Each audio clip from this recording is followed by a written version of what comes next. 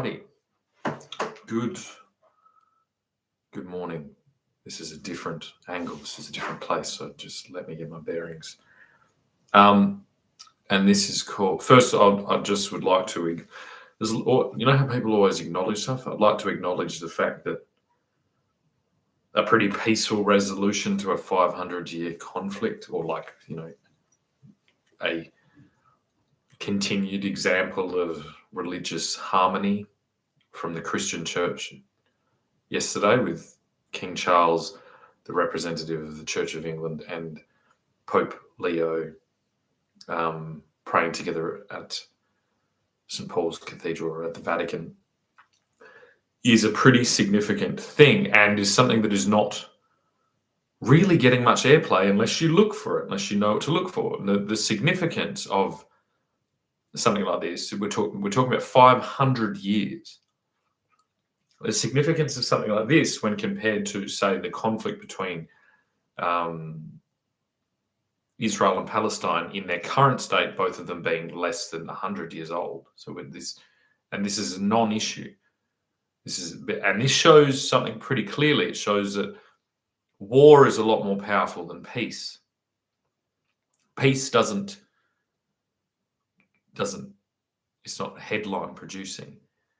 Is the front page of the paper tomorrow or today, is it that, peace, Christian peace, is it? No, it's not, because it's not a war. There's no dead babies. There's no inquisitions anymore. There's no people burning on stakes anymore.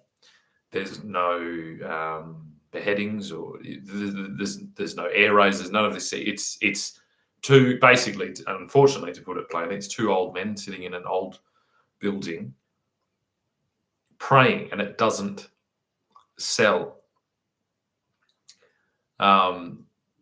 Yet, if you know, then you know that it's a very significant event in world history, just swept under the rug. And why is this? Well, because despite religion still permeating every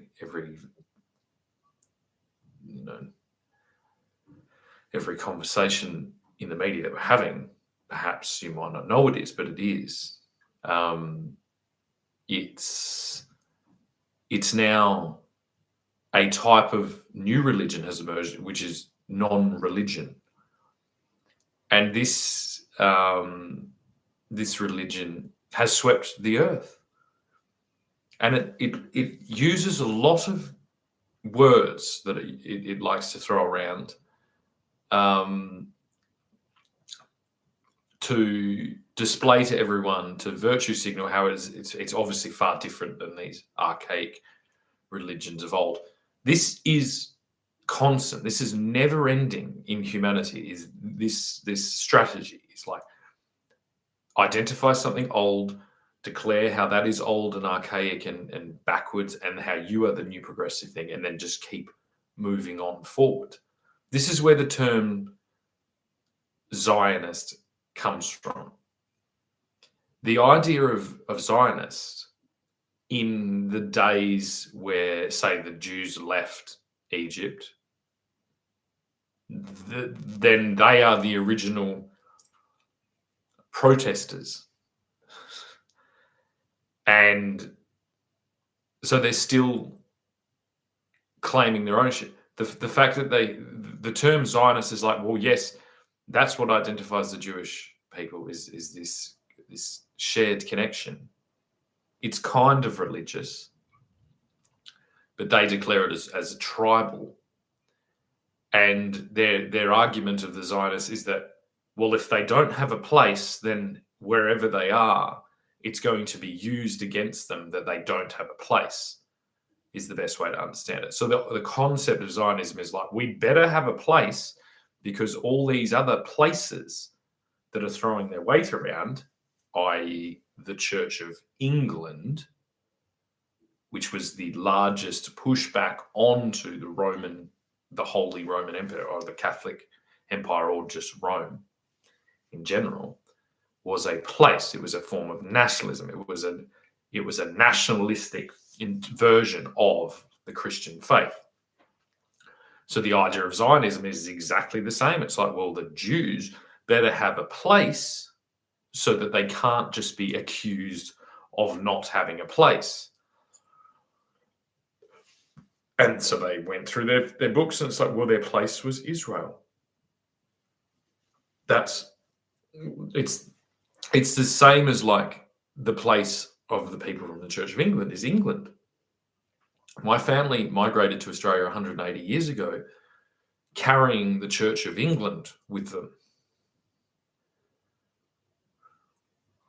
and a few other organisations. This is where we are. So what did I name this video? I called it Australian-ism, just like Zionism. What is Australia? My family story makes up one of the first independent, like autonomous, free migrations to this land. Obviously not Aboriginal, but we came here a long time ago.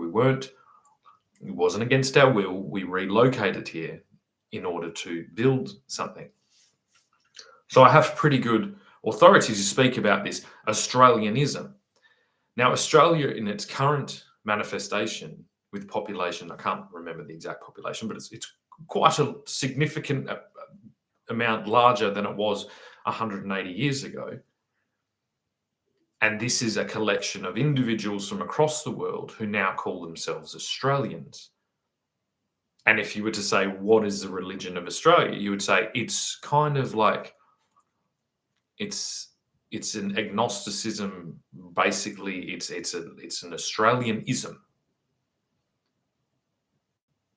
It is different. The even people from England who migrate here, their manifestation here is different than it is in England. You know, it's one thing. I'm kind of very long down the line, and this is why during this recent reevaluation across the world, I once recognizing the fact that I was under duress from a bunch of Australianists, I deferred back to my ancestral homeland as far as I can track back, which is England. I deferred back to the Church of England because that is what we brought. The concept of Australianism doesn't have any foundations. The foundations were laid by the Church of England. So an attack on an individual representing or trying to defend the Church of England is an attack on not just Australia, not just the people, but it's like the entire concept of Australia. And this is what I'm saying. This is Australia. This is at such a larger example of something negative than anything declared as Zionism. The Zionist project is the Jewish tribal project, which is very, very old. The Australian project is a project that my family heavily contributed to in under a 200-year period. And it is already coming under attack by this Australianism, which isn't real. It's not true. It's not a true telling. It basically forms itself from the dispossession of Aboriginal people, which is a constant in all places on Earth. There is a dispossessed Indigenous population. I don't know whether, even in Greece, the Greeks are not the indigenous people of Greece, more than likely. It gets too difficult. Australia just happens to be a region that fell under like high levels of documentation because of the technologies and the evolution of technologies. So it's very easy to sit here and say, yes, Australia, we dispossessed the Aboriginal people. It's like, well, everywhere else did. You know, it's not even clear whether the Maoris didn't dispossess an Indigenous population on New Zealand. We do not know. We can't tell. It is obscured by history. and by the fog of history. So if you're going to speak about things like Zionism, you're Australian and you are participating in Australian-ism, then you should know that you're in a far more dangerous position. There is no traditional story. The only story could possibly be either you've been brought here against your will, or you've landed here as a refuge, and you are actively trying to destroy the firm foundations of this country. This is like Australia is exactly the same level of Zionist or British or colonial project as Zionist Israel is. There's no difference. It's exactly the same. The only way that you can claim to have an argument against these concepts is if you are actively participating in a coup of a revolution, which has already been seen to be violent. If I'm having to defer back to the Church of England, back to England, tracing my roots back, if you don't have those roots, if you don't have that unbroken connection, then you are either here against your will. You're an Aboriginal. The Aboriginal people have a completely different argument.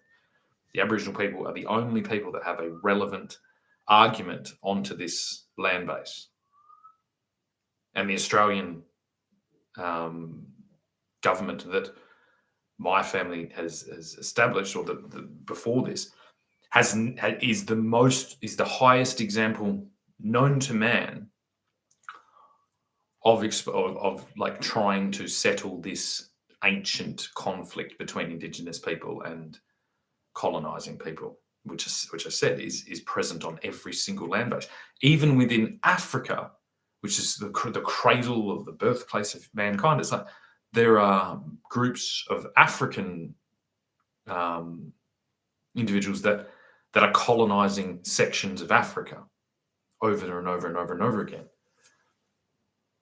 And so it's very easy to list here and say, well, okay, but I can guarantee you these people in Africa that are being colonized by other Africans, they're not being, their voices aren't being elevated, they're not being looked after, they're not having their culture, protected and supported and attempting parallel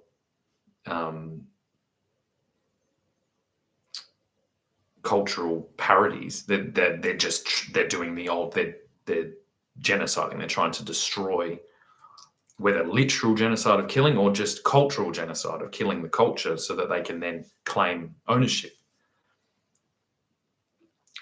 But the most dangerous concept of this Australianism is that it becomes a story of constant, rather than constantly looking back. See, whereas my family, we look back and we say, look at this wonderful project we're doing for this. It has benefited the English people. So the expats from Britain in the last 60 years, there's no doubt that you've benefited from the colonial work in Australia in the last 180 years or 200 years. The reason you have been able to benefit from this arbitrage of exchange rate differences and things like that, of leaving the UK, which is increasingly becoming a tiny little small concentrated place, and being able to expand in Australia, is because of the work done in the 200 years previous. But then you are falling into the lure of Australianism, which is saying, well, we're all victims of this thing. So all the beneficiaries of the true telling of Australianism, there's a high proportion of those individuals now being lured into this very juicy, very, seductive ideology of Australianism that is, it's everybody's fault but ours. If you've migrated here, the story is, oh, well, we migrated here because we were dispossessed by British people here so long ago. So now we're where what are you then? You're stowaways? Are you sleeper agents here to, just wait for your moment to overthrow the place that has offered you salvation? If you're a convict family, it's like, are your grievances against the initial transportation that large? It's like, have you gone and audited the rest of the family that stayed in Britain and compared how your treatment here, how you have prospered? Is it a possibility that you've been given too much and not had the training or the appropriate knowledge or the appropriate whatever to maintain the large land base or large holdings that you were gifted after your service as convicts? Have you migrated here and been looked after by our social systems, whether it's social housing or whatever, and then based on this fury coming from this Australianist, communist, socialist group, has that activated your colonial urge? More than likely, yeah. So the argument against Zion is like, well, where do you all go? So if you're going to sit there and say, okay, the Israelis and their Zionist things, they're there to colonize that region. They want to genocide the Palestinian people. They want to do these things. Well, in this argument, if you were trying to colonize an Australian-ism and break it free from its Church of England and its British Empire roots, then you are in the exact same place. And if this identity of Australia vanishes, then where are you going to go? This is the real problem. See, Australia in the vision of the British Empire is a place where you can begin again and you can contribute and make amends. So in the case of convicts, you can make amends for your family's bad behaviour or criminal activity in the new colony of Australia. It's like a fresh start. You know what I mean? It's meant to be an ancillary onto your culture. And this applies the same as if you've immigrated here from Vietnam or China or Italy or Germany or anywhere else. Your Australian identity is supposed to be an addition to your other identity. And it really needs to become clear about, well, what happens if you go back? The Italian immigrants that have been arriving since the end of World War II, it's like, does Italy want you back? And if you go back to Italy, does it want the Australianism, especially this new version of Australianism, which has undermined the British Empire element of it? Does Italy want the Italian Australians back? And does it want them to celebrate their Australianness? If they do? I don't think so. See, if the Australian project fails, the Australian project being no different than the Zionist project, then you are all homeless. Your identity is stripped, is dissolved immediately. No one is going to want a bunch of Australianist refugees landing in their place that have just, tried to undermine a British Empire project under a communist, utopian, socialist daydream any more than they want the Palestinians.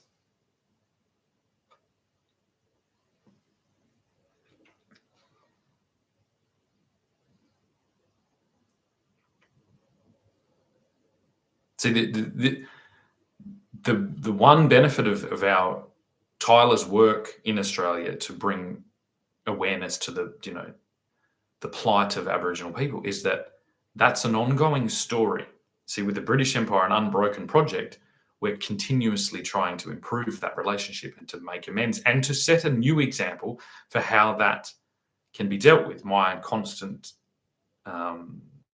concept to do with that is a parallel, with both sides helping both sides. It becomes a parallel agreement. We get to the core principles of what did we bring as British people, and what did the Australians, the original Australians, the Aboriginal people, what did they have? And how can we have a parallel arrangement so that we prosper from both sides, but we don't have too much negative interaction from one from the other?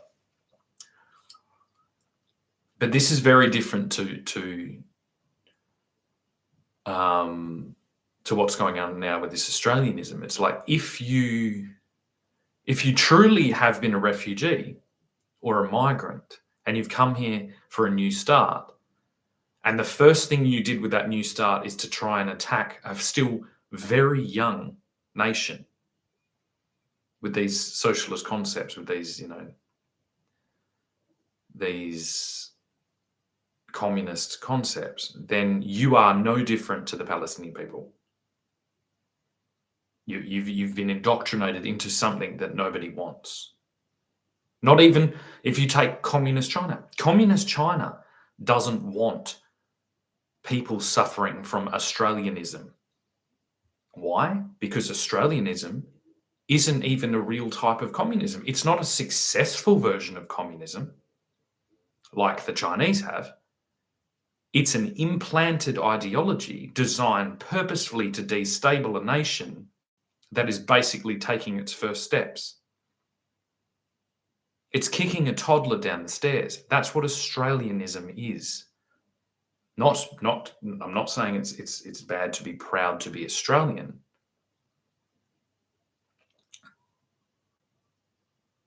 See, every Australian story has to come with their story.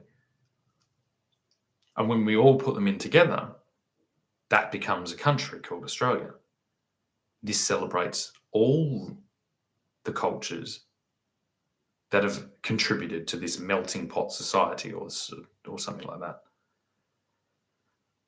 Maybe another 100, 200, 300 years, and a true Australianism that celebrates all aspects and their intricate, arrangement to form a true nation that is respected across the world. Then at that point, it will become a thing to be a proud Australian. But if my example here of quite old as far as they go, has had to resort to things like falling back to England, back to the British Empire, back to the Church of England, to combat against this constant, termite action of an ideology to nowhere, it will not be successful in its communist vision, even if helped by China, because none of you people that are manifesting this ideology, you're not in alignment with Chinese communist alignment. It's not the same thing. The Chinese were peasant farmers and things like that. They rose up and took the thing, and now they're all as a communist unit. They have now they've gone through that together.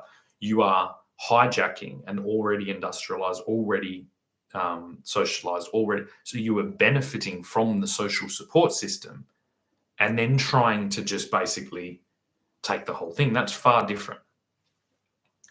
And still, despite that, we haven't turned it off, which amazes me. If I had the controls of it, I would have turned it all off. If I identified a coup within my country, if this was back to monarchies and kings and things like this, and I was the king of Australia, I would have turned every single welfare fucking thing off in this country under these conditions. So that shows the actual kind of patience that this well-organized, well-oiled nation of Australia has. there's obviously a lot of people that are more versed in the intricate details of mass population control and things like that, that have saner heads than somebody just kind of ranting to a screen. You can see how, nations like Ireland have this kind of negative story towards the British, because that more than likely is something that the British did. Ownership's a funny thing. It's not absolute. It has all different manifestations. I'll give you a weird analogy. It's like, say there was a retiree individual who went round his suburb. He lived in a suburb, and he was pissed off with the fact there was no shade and there was no fruit trees. So he spent 20 years of his retirement cultivating fruit trees and planting them in public areas and doing these things. And there was thousands of them, right? Thousands of them everywhere. But he lived in a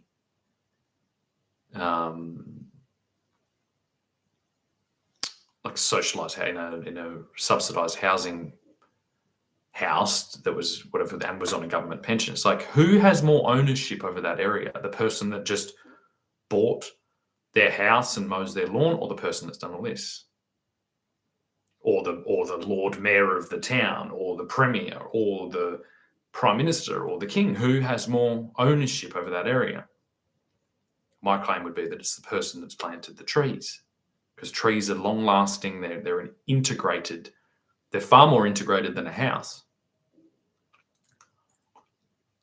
It's for the betterment of multiple generations, for the betterment of the entire ecosystem. It's for the betterment of millions of different things. But that's not the way that we're thinking about these things. This takes a long time, and this is where I do look to England. And England and Great Britain in general has this amazing culture of like protecting these elements of their, because they understand that. I've talked before about the similarities between British culture and Japanese culture, because they're very, very similar in very different ways. They've both been empires governed from these very small islands. They've brought both wonderful things and destructive things around the world. But both of them have especially when you get down to English culture and Japanese culture, it's like they are an example of what happens when concentration comes down to like very high levels of cultural development, and traditions are formed and customs are formed.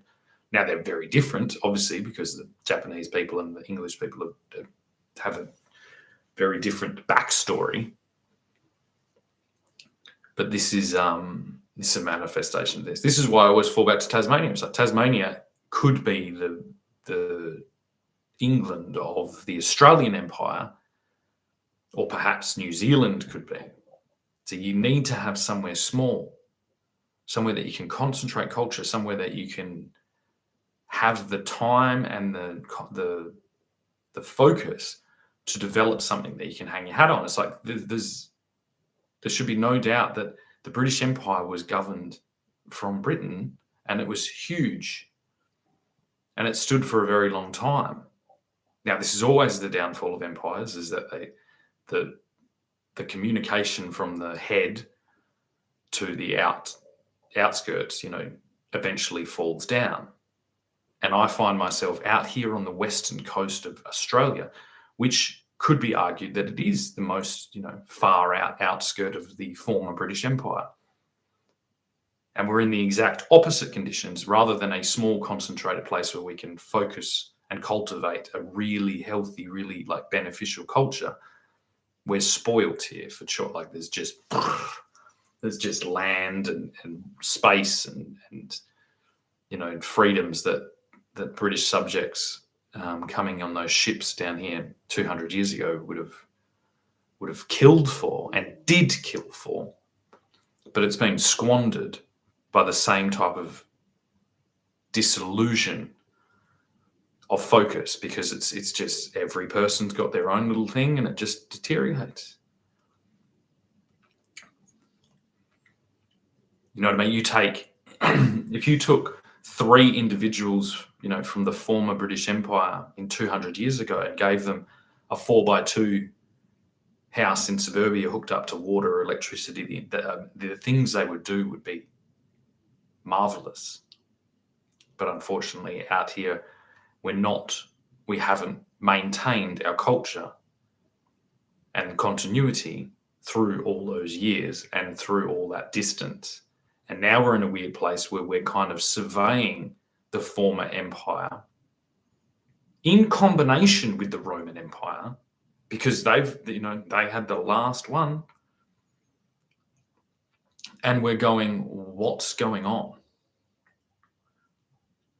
Because we've been attacked for probably 100 years now by this socialist, nationalist concept. See, the British Empire wasn't a nationalist project. It was an empirical, and it was a religious project.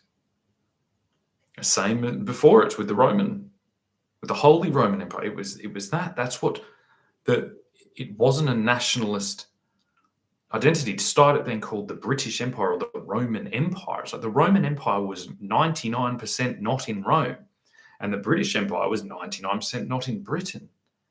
It was held by the religion. So it can only be attacked by a religion. And what is the religion? The religion is of this victimhood.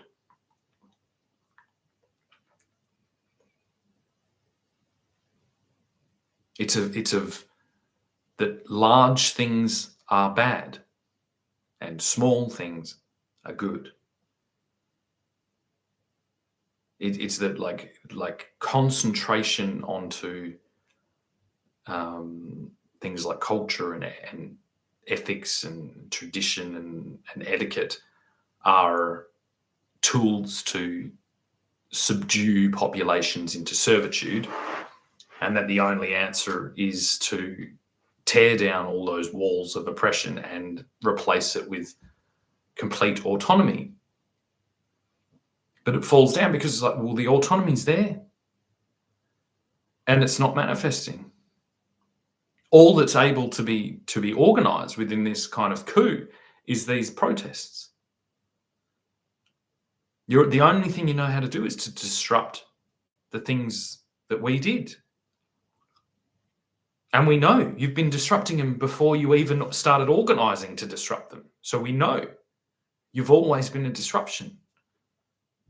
And we make allowances for it. We provide hospitality while you disrupt us. Because that's what comes from our religion. There's a hope that transformation might emerge, that you might have a choice or a chance.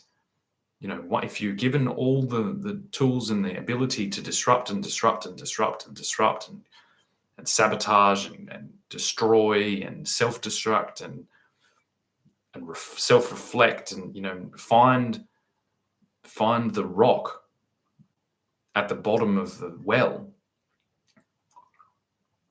at that point, that's when we'll throw the bucket down or the ladder down and help you climb back up again. It's a weird concept. It's the basis of Christianity. It's like, if I had to describe it, it would be that, in the modern interpretation, if you get away from all the Jesus, all the doctrine, all the dogma, all the things, it's like, if I had to speak of a metaphor of Christianity, I would say that it is a methodology that allows people to find hell, and it's a light that is constantly burning to bring people back, because it doesn't replace your individualism, your freedom to be able to pursue hell. Perhaps you do not know what heaven is until your feet are on that rock. You're knocking on the devil's door.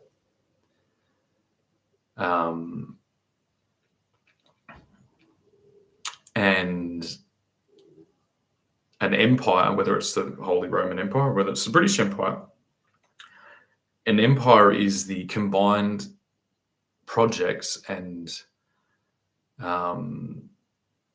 and systems of a group of people that is just for that purpose. You know, if you compare it to, say, an Islamic or a Muslim kind of thing, it's like there is a commitment that you have to make for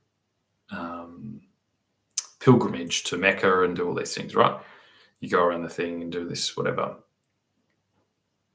The Christian would be, or everyone has their own pilgrimage, and there's a million different ways to do it.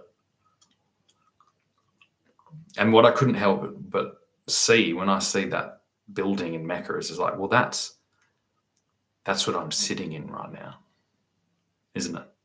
That's what we aim to provide in these empires. That's what Australianism has become. It's become the Mecca, the place, the building. I can't remember what it's called. I'm sorry, but it's a very simplistic, square building that it looks like it's made out of concrete blocks, but it's not. Like bricks, fast wall bricks. And it's kind of covered. It's got a little portico out the front. And when I saw it, I instantly went, oh yeah, well, that's what everyone's trying to do in Australia. They're trying to build their own little palace, their own little mausoleum, and so they can pray to their individualism or something like that. It's like, and I just saw an instant through line to that. I'm like, well, that's a very juicy little arrangement of things, isn't it? It's a very seductive ideology. You know what I mean? That you have this commitment you have to make, and you have to go to. It's almost like you have to go and see some bloke's fucking 4x2 that he's built, and you have to go and look, sit there with a beer and look at his lawn. There's no different, right? It's not. It's not. When I look at my history, my family's, it's like that's nothing like it. We would build cathedrals and buildings and things like that. And we would not settle for just the simple square box.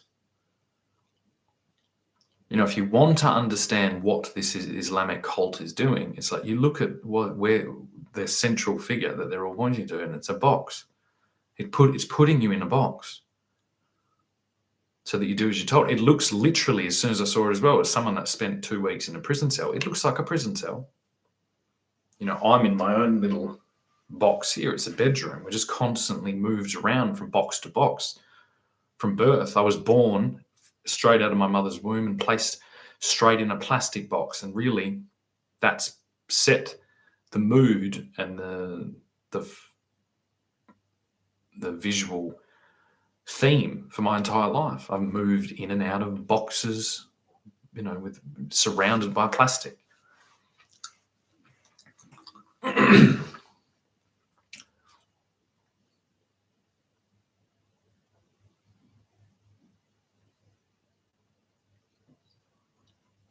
It's very easy to throw stones and to criticize and to disrupt and to do all these things. It's very difficult to build something that expands beyond your mortal realm or your mortal days on this earth, which is what Christianity has done.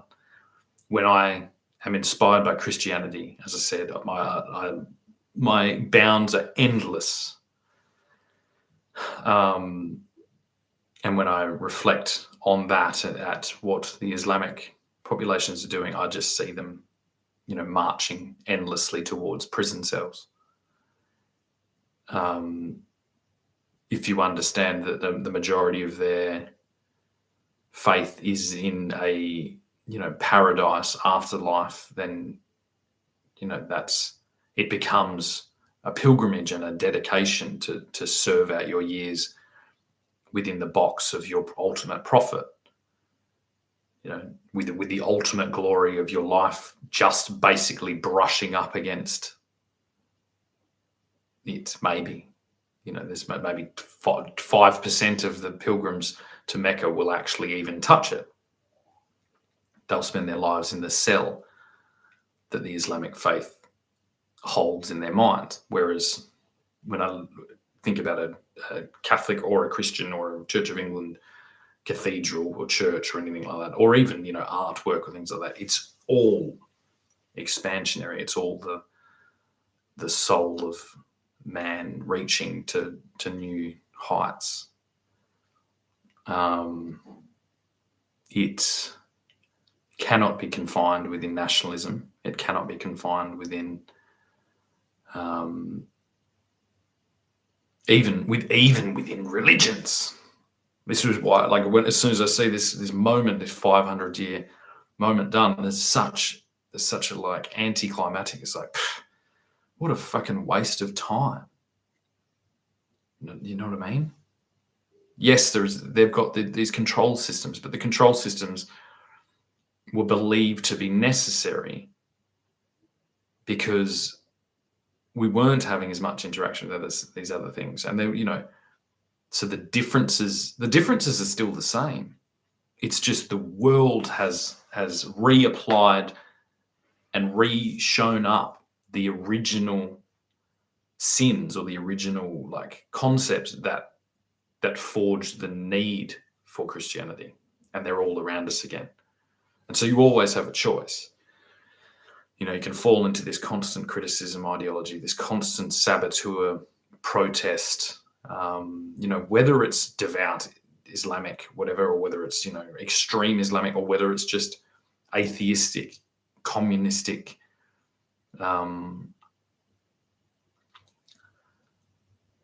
simplicity. I can't help but just answer back and say, well, we will not get anywhere unless our visions are able to expand.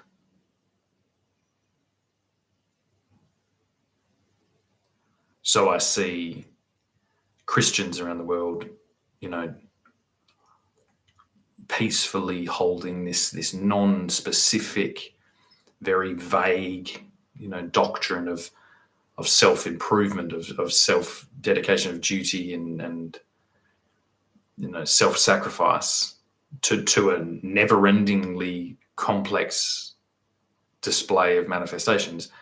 And I see a simplistic cult that is trying to get people to touch a prison cell on another side of the world, and will stop at nothing to bring everybody down to that same conclusion. I suppose there is a very humble thing. It's like, if you can convince those people that is their ultimate quest in life and that all their answers will be fulfilled, then imagine the other things you can do with that power. But it's in my determination, watching people do that is the exact opposite of anything that I've ever acquired from reading the Bible. And to answer the original concept of Zionism, it's like, even a pilgrimage to Jerusalem, I see it as no different.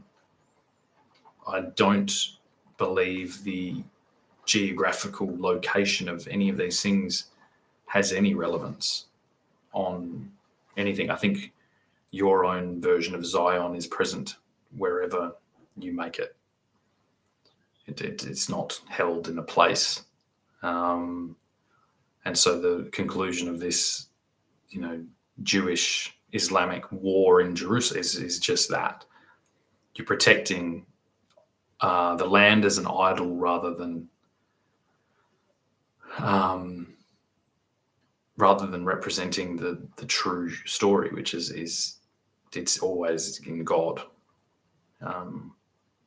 Anything can act as an idol in this world, and I can't see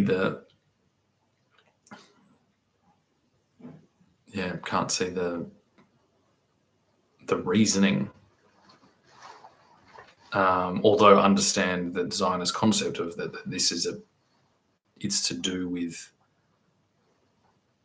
the pattern that these Jewish individuals, have been repeatedly identified in all the different, being that they're a nomadic kind of traveling people, that migrating people. The nationalist urge of each different region has continuously manifested this. Basically, my argument to all the people in Australia that use these words, Zionism or Jewish whatever conspiracy thing, it's like you're right at the precipice of becoming the same thing. If Australia falls, if me and the cohort of descendants of the original pioneers of this country decide to, that it's a lost cause, and we return back to our ancestral homelands, and we rid the homelands of the people that have invaded, on our absence, you will become no different, and you will be labelled the same. There is no, historical telling of the story of Australia.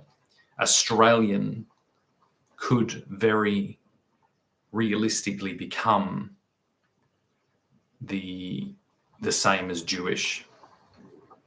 There could be no difference. It is a religion. It is a concept if you separate it from its roots. The same as the Jews were that. As soon as they separated themselves from Egypt, that they became that. That's their foundation story, or one of their foundation stories. It's a different way to look at it.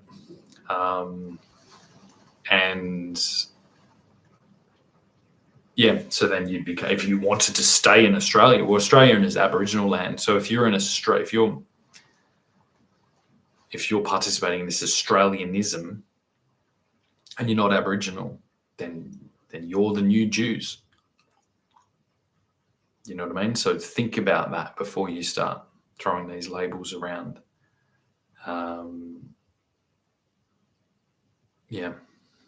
Anyway, that was a long one and complicated. As I look out the window and it's raining, I was going to go for a ride, but I don't think I will. But I think it's a good day to see these things, but just look at it. I'd look at it, considering the stuff I've been researching and looking and fighting and combating all this stuff, to have such an anti-climax of this historical event shows how strong this atheist, nihilistic, apathetic victimhood cult has become.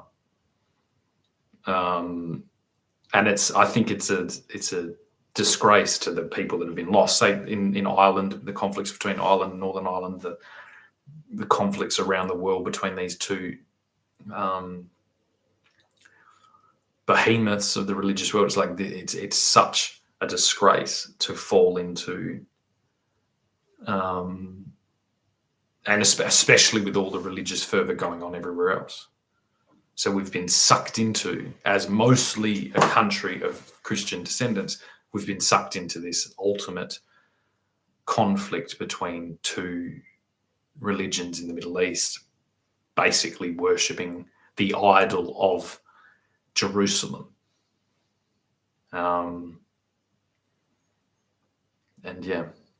It's a disgraceful situation. Thank you. Bye-bye.